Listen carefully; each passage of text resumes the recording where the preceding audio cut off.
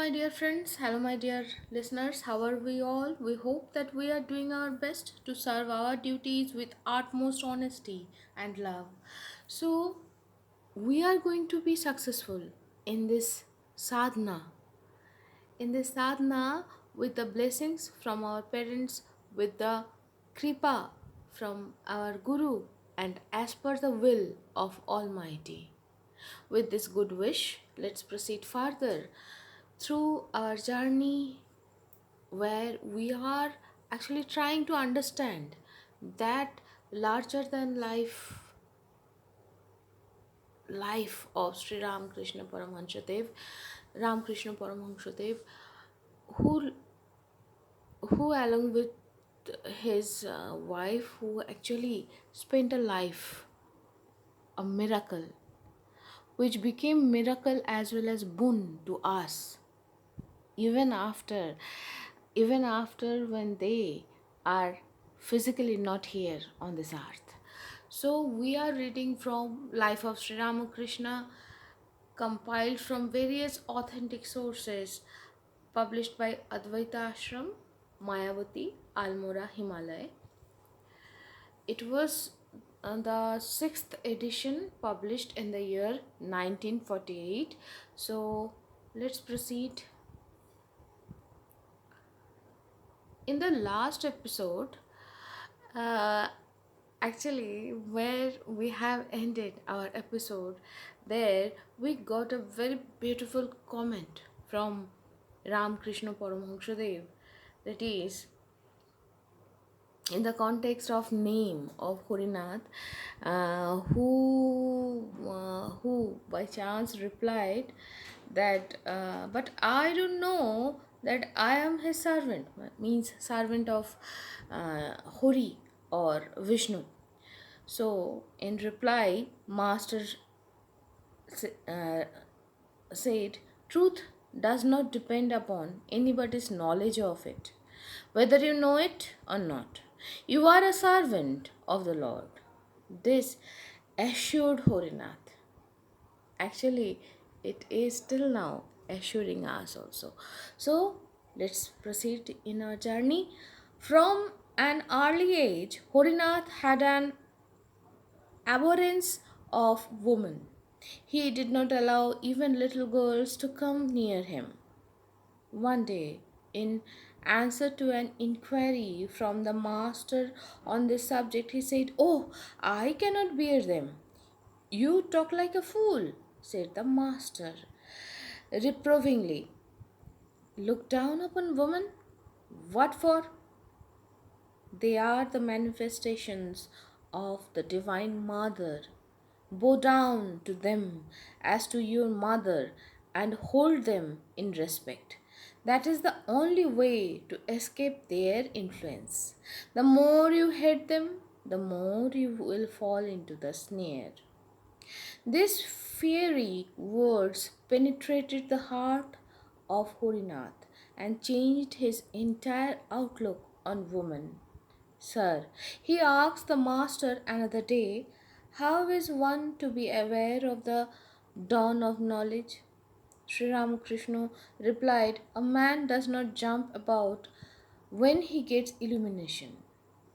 Outwardly, he remains as he was, but his entire perspective of the world is changed. The touch of the philosopher's stone converts a still sword into gold.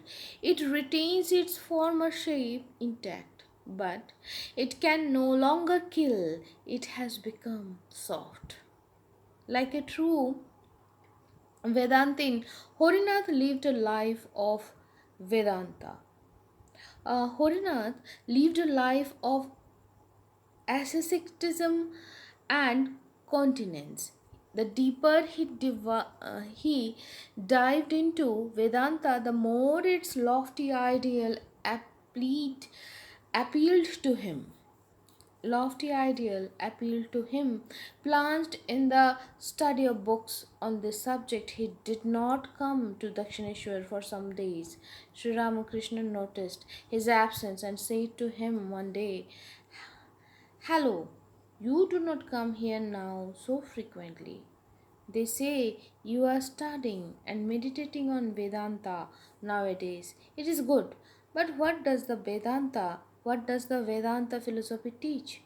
Brahman alone is real and everything else is unreal. Isn't that its substance? Or is there anything more? Then why don't you give up the unreal and cling to the real? These words threw a new light on Vedanta and turned Hari's thoughts in a new direction. A few days later, Sri Ramakrishna went to Kolkata and sent for Horinath. When he came, he found the master in a state of semi consciousness. It is not easy to see the world of phenomena as unreal. The master began addressing the assembled devotees. This knowledge is impossible. Without the special grace of God, mere personal effort is powerless to confer this realization. A man is, after all, a tiny creature with very limited powers. Inf- what an infinitesimal part of truth can be grasped by himself.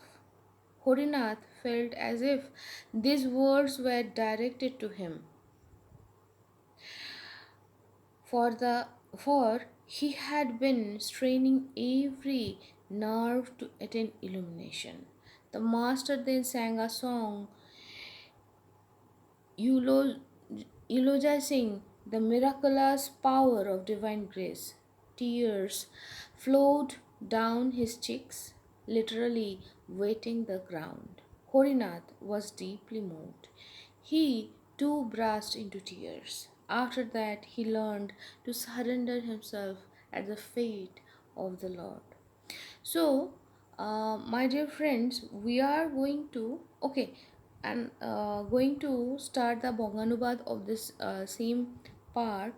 Before that, at the end of the episode, I'm going to discuss something else which occurred very surprisingly. So we will see. But before that, let's proceed in বঙ্গানুবাদ। তো আগের সপ্তাহে আমরা শেষ করেছিলাম কোথায়, যেখানে আমরা দেখছি যে হরিনাথ সে যে হরির সেবক এটা যখন বলেছেন রামকৃষ্ণ পরমহংস দেব, তখন হঠাৎ করে হরিনাথ বলছে আমি তো জানি না। তার এই কথায় ঠাকুর একটা খুব সুন্দর কথা বলেছিলেন, সেটা আমার সত্যি বলছি খুব লোভ লেগেছে। আর এই পর্বের শেষে আমি বলবো কেন এতটা আমার লোভ হয়েছে এই লাইনটার জন্য, তো এই বাক্যের জন্য।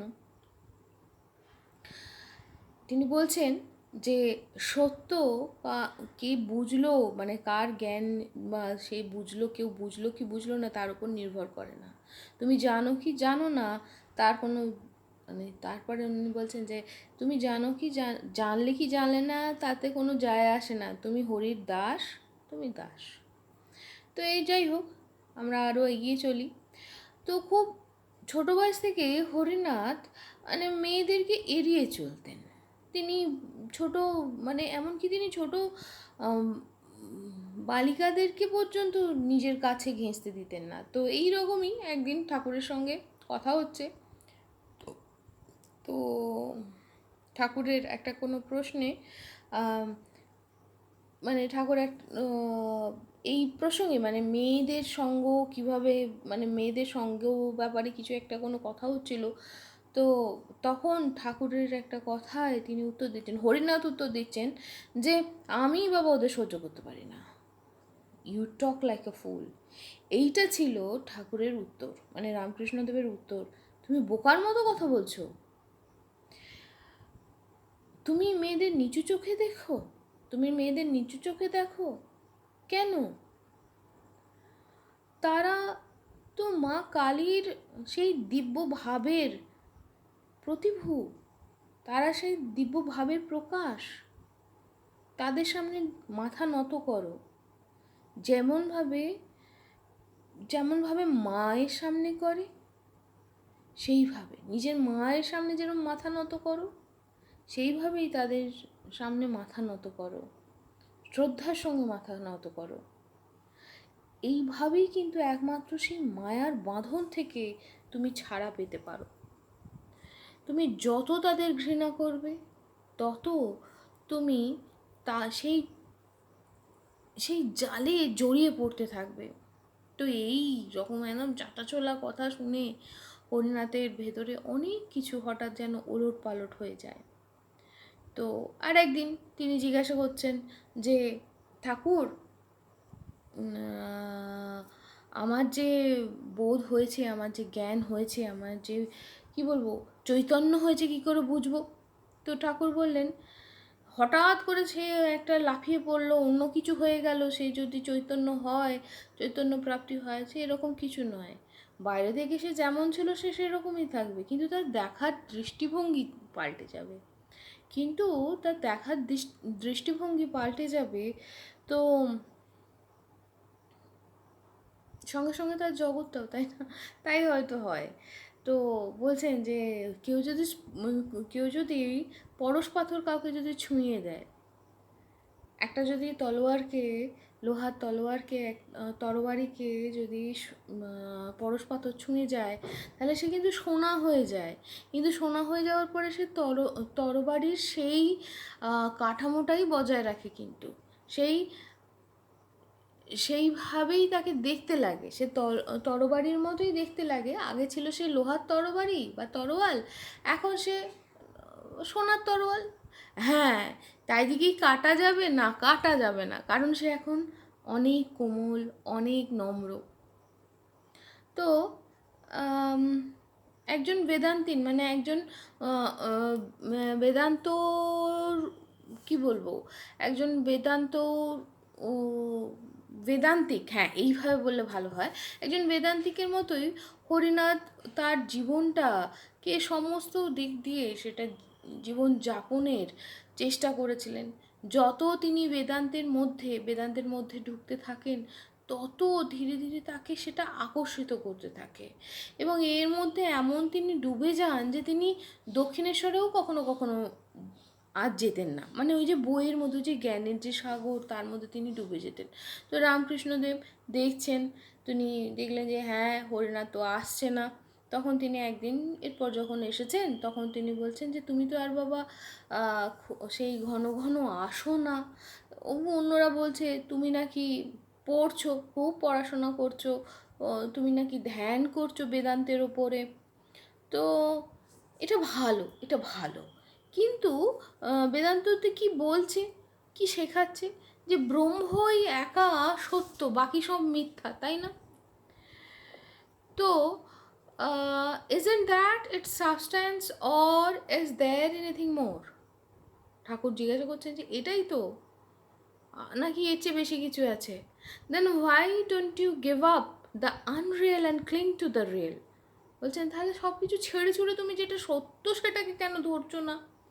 এই শব্দগুলো সত্যি শব্দ ব্রহ্ম বলা যায় বটে। These words threw a new light on Vedanta and turned Hori's thoughts in a new direction. মানে বেদান্তের ওপরে যে দেখা, তার যে দৃষ্টিকোণ, সেটা কিন্তু ঠাকুরের এই কথাতে অনেকটা পাল্টে যায় হরিনাথের। তো এরপর কিছুদিন বাদে রামকৃষ্ণদেব কলকাতায় গেছেন, এবং সেখানে তিনি হরিনাথকে দেখার জন্য লোক পাঠিয়েছেন। হরিনাথ এসেছেন তখন কিন্তু সেই তুরীয় অবস্থায় রয়েছেন, মানে ঠাকুর তখন সমাধিস্থ পুরো নন, মানে আধো সমাধিস্থ এরকম একটা অবস্থায় রয়েছেন। তো তখন তিনি বলছেন, it is not easy to C the world of phenomena as Unreal. তিনি বলছেন এই মায়ার জগৎকে অনিত্য ভাবা বা সেই হিসাবে দেখাটা কিন্তু খুব কষ্টকর, খুব শক্ত। The master began addressing the assemble devotees, এবং তারপরে তিনি আরও বলছেন, this knowledge is impossible without the special grace of god. হঠাৎ, এবং তারপরে তিনি বলছেন যে এইটা যারা দেখতে পায়, বাকি সব কিছু মায়া, এইটা একমাত্র ভগবানের কৃপা ছাড়া, তার ইচ্ছা ছাড়া হয় না। Mere personal effort is powerless to confer this realization. মানে তুমি শুধু কাজ করে যাচ্ছ যতক্ষণ পর্যন্ত, বলে না যে যতক্ষণ পর্যন্ত মানে মা কাজ করছেন। এটা ঠাকুরেরই একটা উদাহরণ। অনেক ছোটোবেলায় একটা শিখেছিলাম, মানে শুনেছিলাম যে ঠাকুর বলছেন যে কাঁদতে হবে, কাঁদতে হবে। মা ঘরকন্যার কাজ করছে, ছেলেটা বা মেয়েটা কাঁদছে প্যাঁ প্যাঁ করে তো মা একটু কোলে তুলে নিল, আদর করলো। ওই যে মা তুললেন, ওই যে আকুতি ডাক, আমি হয়তো সবটা ঠিক করে বলতে পারছি না, তো তাই ওই যে কাঁদলাম, তাই জন্য মা এলো। এরকমই কাঁদলে ঠাকুরও আসবে, মানে ঠাকুর বলো, ব্রহ্ম বলো, যে যা হিসাবে দেখতে চাও আসবেন। তো সেইখানে বলছেন যে এরমভাবে ডাকতে হবে, সেই কনসিস্টেন্সি নিয়ে। ওই যে তিনি যে তুলে নিলেন, মা যে কোলে তুলে নিল, আমি তো প্রচুর চেষ্টা করছি, কিন্তু আমি কাঁদলেই কি আর অন্য কেউ ধরুন রাস্তা দিয়ে যাচ্ছে, সে কি আর আমায় মানে সেই বাচ্চাটিকে কি আর কোলে তুলে নিয়ে তাকে থামাবে? এখন অবশ্য পরিস্থিতি অনেক আলাদা। তো সেই হিসাবে যদি দেখতে হয়, তাহলে তার ইচ্ছে না থাকলে তো সে বাচ্চাটিকে ভোলাবে না। ধরুন বাচ্চাটি ভুল করেছে, দোষ করেছে, মা তাকে বকেছেন, শাস্তি দিয়েছেন, বাচ্চা যতই কাঁদুক, মা কিন্তু এখন আর তাকে দেখবে না। হ্যাঁ, তাই জন্য ভগবানের তো ইচ্ছা থাকতেই হয়, নইলে কী করে হবে? তাই জন্য বলছেন, a man is after all a tiny creature with very limited powers. মানে মানুষ তো ক্ষুদ্রাতি ক্ষুদ্র, তার কাছে ক্ষমতা খুবই কম। What an infinitesimal part of truth can he grasp by himself. মানে এখানে একটা সেই গীতা একটা কথা ছিল না, আমি গোটা শ্লোকটা ঠিকভাবে আপনাদের বলতে পারছি না, কিন্তু জিনিসটা ছিল যে যেখানে অর্জুনকে শ্রীকৃষ্ণ বলছেন যে তুমি তোমার সাধারণ চোখ দিয়ে দেখতে পারবে না, দিব্য চক্ষু দিয়ে দেখো, আমি তোমায় দিব্যচক্ষু দিলে তবে দেখতে পাবে। মানে দেখার জন্য তার কৃপা চাই, এবং যে দেখছেন যখন তার বিশ্বরূপ দর্শন হচ্ছে, তখন তিনি দেখছেন সব কিছুই, কেউ ঢুকে যাচ্ছে মুখের মধ্যে, মানে সৃষ্টি স্থিতি লয় সব কিছু তার মধ্যে আছে, সমস্ত রূপ তার মধ্যে, মানে বিভৎসভাবে সুন্দর সেই জিনিস। তার কাছে আমরা কি, আমরা তো ক্ষুদ্রাতি ক্ষুদ্র, তিনি না ইচ্ছা করলে সেই রূপ তো কেউ আমরা দেখব কি করে? তার ইচ্ছাতেই বিজ্ঞান এগোচ্ছে, তার ইচ্ছাতেই আমরা বিভিন্ন জিনিস বোঝার চেষ্টা করছি, বোঝার চেষ্টা করে যাচ্ছি। কেউ কখনো মানে আমরা ভাবছি আমরা করছি।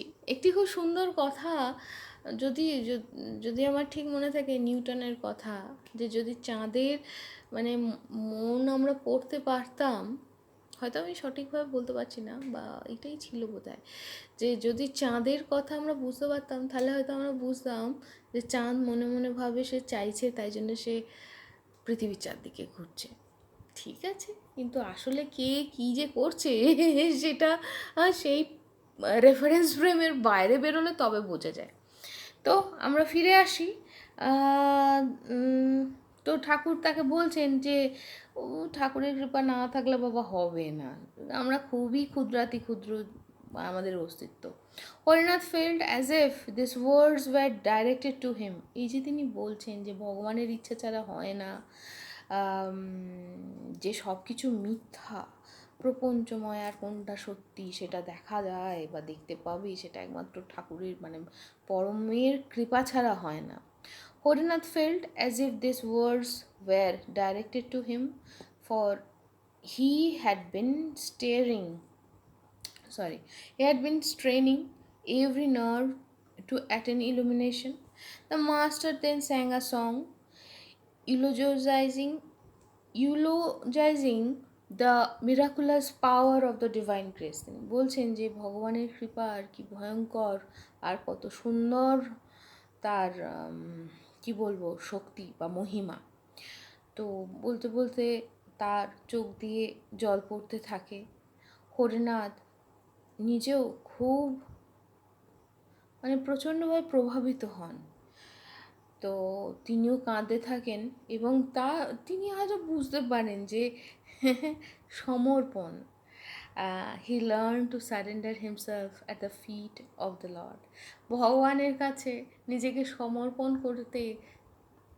করাটা যে কত বড় নিশ্চিন্ততা যাই হোক, সেটা হয়তো আমি বলার জায়গায় নেই, কিন্তু সেটা তিনি উপলব্ধি করেন যে হ্যাঁ, সমর্পণ করাটা সমর্পণ করার জন্য, এবং তিনি সমর্পণ করে দেন। তো বন্ধুরা, আজকে এই অবধি। হ্যাঁ, within this episode I have said that I became greedy to repeat one line from the last episode, and in nutshell it was like, truth remains truth. It doesn't matter whether one can understand, or whether one can whether it is in the knowledge of some other or not, right? So what happens, a little time ago I was watching one movie. In that, the protagonist, it was like a betrayal or cheating kind of thing, where the leads were, here by chance the protagonist, male protagonist, was like that.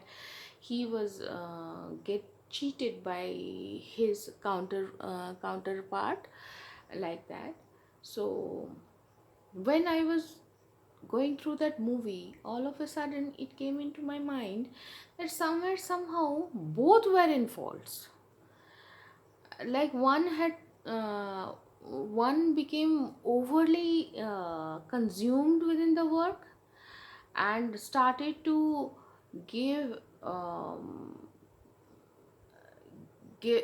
give more importance to the work. So or duty is obviously very required one, but in relationship, whether it is with your spouse, with your children, or with your friend, or with your relation with your god, it must be you, not the uh, not the ornaments like gifts or offering, right?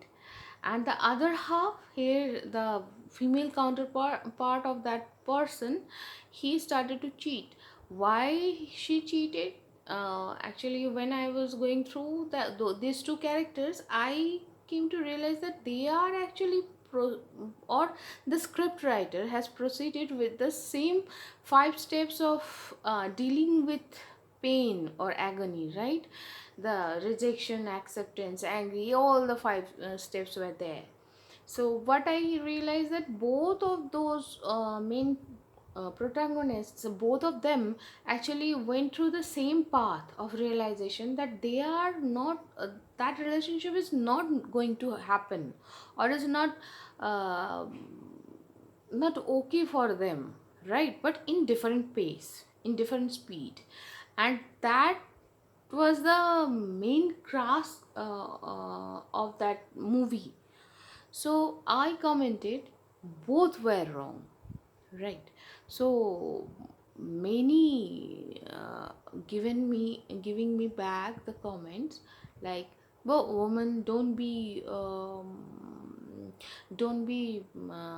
disgraced for our woman, like that. So for a fraction of a time I was like thinking, why they are saying so. When I came back to my usual routine for recording this life of our masters, so then when I was reading, then I got the notion, okay, that is there. Right now when I am watching any movie or anything, I became only the viewer, not I leave that, or I don't become part of it. So I analyzed it with a certain detachment. But all those comments, whoever there, still they are uh, thinking like they are a part of it. They are actually experiencing the pain. If they are male, then they are experiencing the pain of that male protagonist. And if she is a female viewer, then she is feeling the shame of that protagonist. So yeah, that is something. And this little incident make me realize that one thing in Gita, there was a verse. It was saying, as per the Shri Krishna, you don't need to correct. You don't need to correct anyone for anything. You should do the right thing only.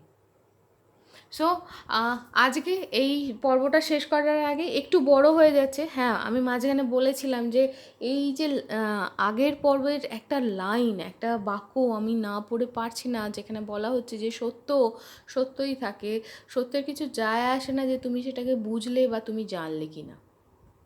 এই কথাটা আমার এত এই জন্যই ভালো লেগেছিল যে কিছুক্ষণ আগে, মানে কয়েক ঘন্টা আগে আমি হয়তো একটা সিনেমা দেখছিলাম। সেই সিনেমাটাতে এরকম ছিল যে একটা,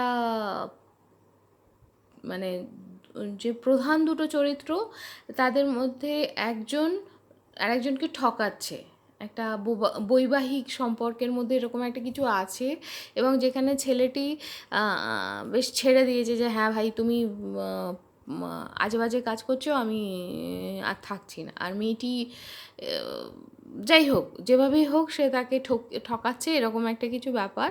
তো আমি গোটা সিনেমাটা দেখতে দেখতে হঠাৎ আমার মনে হলো যে এদের দুজনেরই দোষ রয়েছে।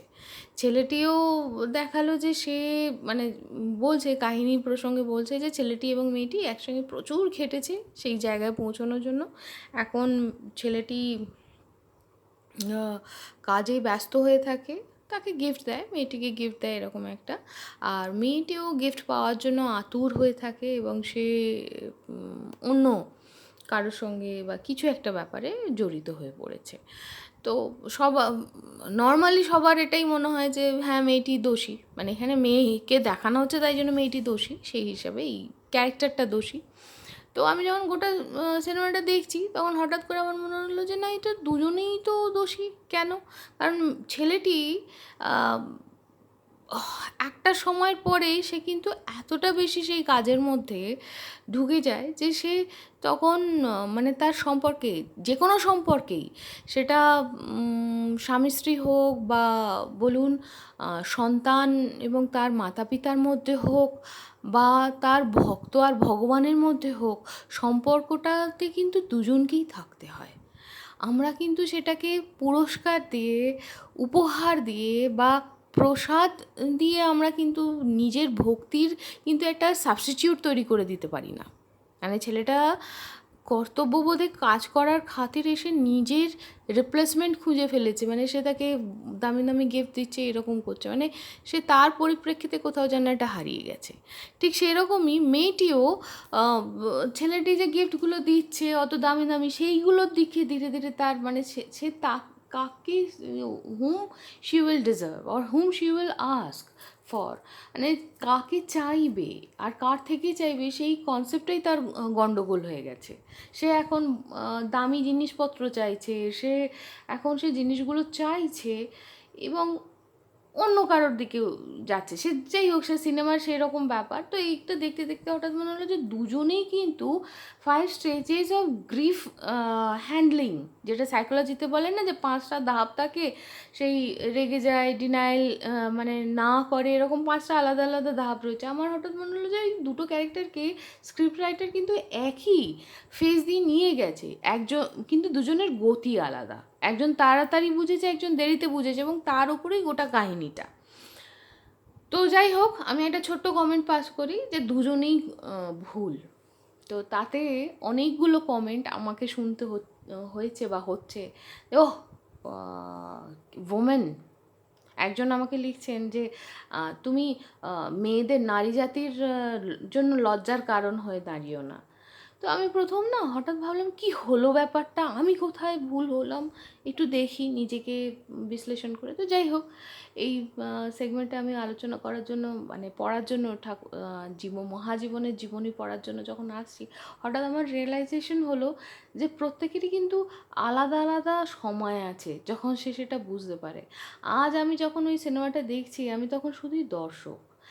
তাই জন্য আমি সেখানে ছেলে বা মেয়ে এই হিসাবে নয়, আমি যা দেখছি সেটাকে আমি সেভাবে ব্যাখ্যা করছি। আর যারা আমাকে এরকম উত্তর দিচ্ছেন, তাদের দেখে আমি বুঝতে পারলাম যে তারা কিন্তু ওই কাহিনীটার ভেতরে ঢুকে গেছে। তারা কিন্তু কাহিনীটার মধ্যে ঢুকে গেছে, যে ছেলেরা আমাকে এরকমভাবে লিখছেন, যে ভাইয়েরা, তারা কিন্তু আমার মনে হলো those brothers are actually feeling the pain of that male protagonist, মানে সেই ছেলেটির ব্যথাটাকে, কষ্টটাকে তারা বুঝে বলছে। আর যে মেয়েরা লিখছেন তারা কিন্তু ওই মেয়েটি যে ভুলটা করেছে, এই চরিত্রটি যে ভুলটা করেছে, সেই ভুলের যে লজ্জা, সেইটাকে বুঝতে পেরে করছেন।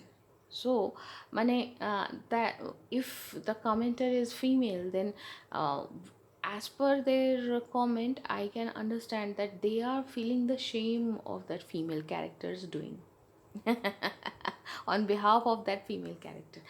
সো হ্যাঁ, বলা যায় যে পার্সপেক্টিভ